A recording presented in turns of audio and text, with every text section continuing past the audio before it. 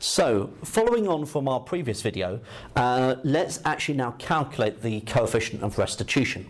So a ball is dropped from rest, it hits the floor with a speed of 16 meters per second before rebounding up at a speed of 12 meters per second. So our scenario is, here's our ground, here's the ball, and it has a speed of 16 meters per second before it collides with the ground. And then afterwards, the ball rebounds at a speed of 12 meters per second.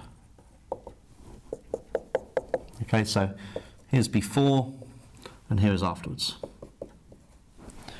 So our coefficient of restitution is the speed of separation, which is 12, divided by the speed of approach, which is 16.